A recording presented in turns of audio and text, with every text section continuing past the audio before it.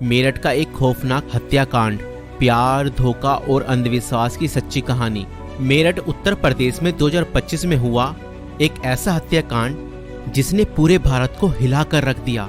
ये कहानी प्रेम, विश्वासघात और अंधविश्वास के खतरनाक जाल में फंसे कुछ लोगों की है, जिसने एक निर्दोष व्यक्ति की जान ले ली।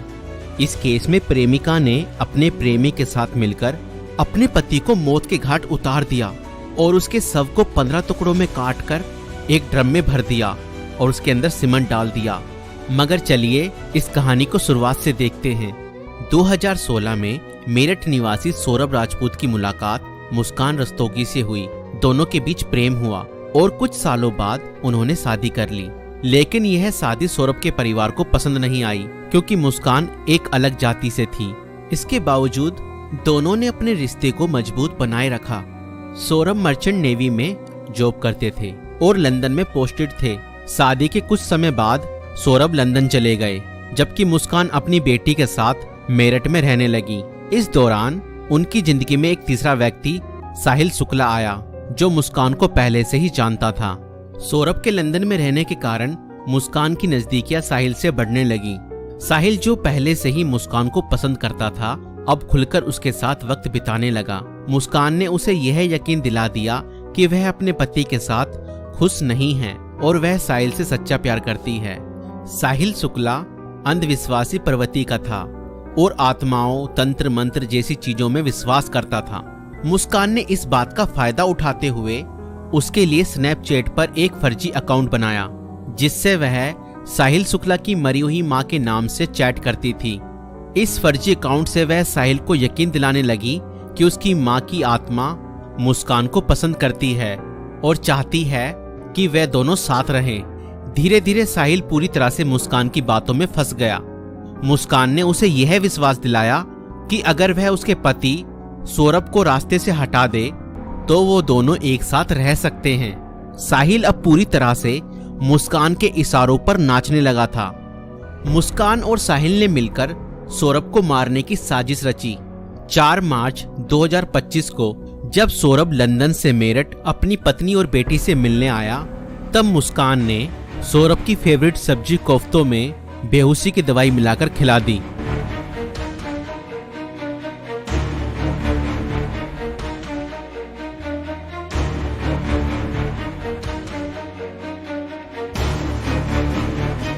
और जब सौरभ बेहोशी की हालत में बिस्तर पर पड़ा था, तब मुस्कान ने अपने दोस्त साहिल को बुला लिया और रसोई में जाकर वो बड़ा और धारदार चाकू ले आई, जो मुस्कान और साहिल ने पहले से ही प्लानिंग करके खरीदे हुए थे।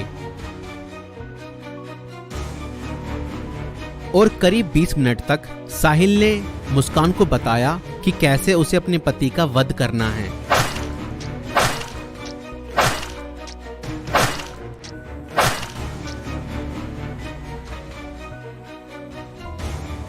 और फिर उसके बाद मुस्कान और साहिल ने सोते हुए सौरभ पर हमला किया और उसके हृदय पर 3 बार वार किए।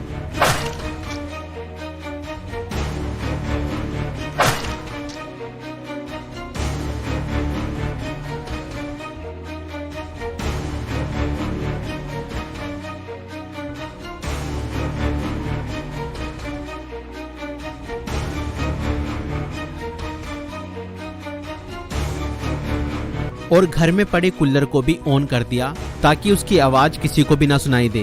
जब उन्होंने सौरभ को खत्म कर दिया, उसके बाद वह उसकी बॉडी को बाथरूम में ले गए।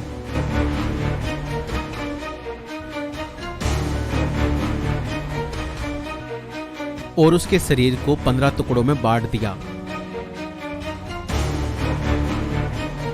सौरभ को खत्म करने के बाद उन्हें इस बात की चिंता हुई कि अगर सब बरामद हो गया तो पुलिस उन तक जरूर पहुंच जाएगी।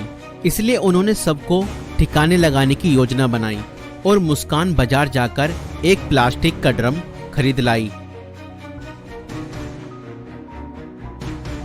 और मुस्कान और साहिल ने सौरभ के शव के टुकड़ों को उस प्लास्टिक ड्रम में डाल दिया और ऊपर से सीमेंट भी डाल दिया ताकि उसकी बॉडी की स्मेल बाहर ना जाए।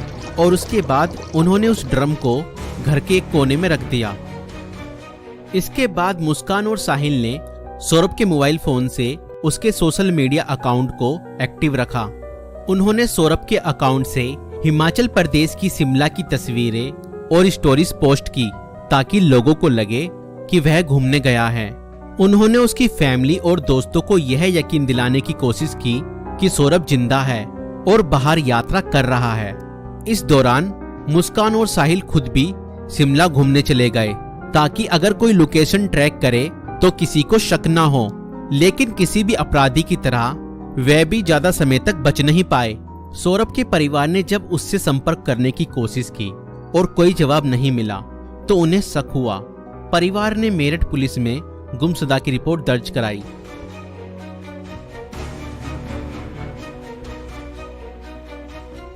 और इसी बीच मुस्कान ने अपने माता पिता को बताया कि शायद सौरभ का मर्डर हुआ है और उसके घर वालों ने ही उसका मर्डर किया है। मगर मुस्कान के पिता ने कहा, नहीं बेटा, किसी के भी घर वाले कितना ही नाराज हो जाएं तो भी ऐसा कदम अपने बेटे के लिए नहीं उठा सकते। बेटा, मुझे सच सच बताओ, सौरभ कहाँ है? मुझे सच्चाई बताओ, मैं किसी से कुछ नहीं कहूँगा। और तब मुस्कान ने अपने पिता को बताया कि उसने और साहिल ने मिलकर सौरभ को खत्म कर दिया है। और इतना सुनते ही मुस्कान के पिता ने पुलिस को सारी खबर बता दी।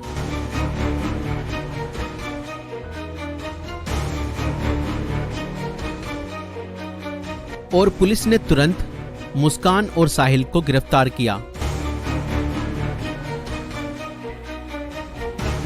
और उस प्लास्टिक ड्रम को भी बरामद किया जिसमें सौरभ के शव के टुकड़े थे।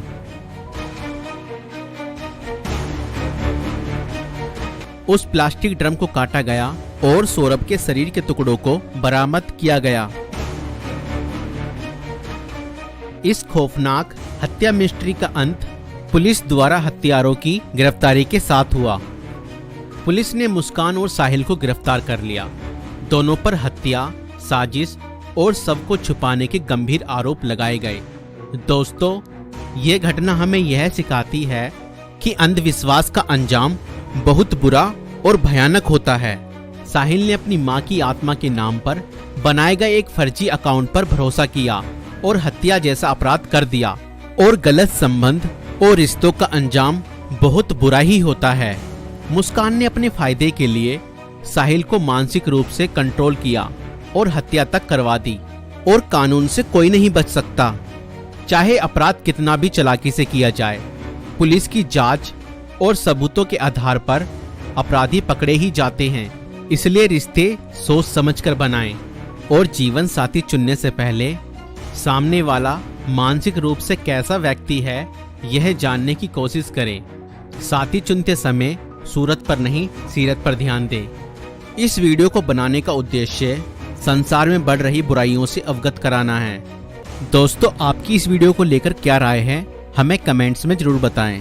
और ऐसी और वीडियो देखने के लिए हमारे YouTube चैनल को सब्सक्राइब जरूर करें।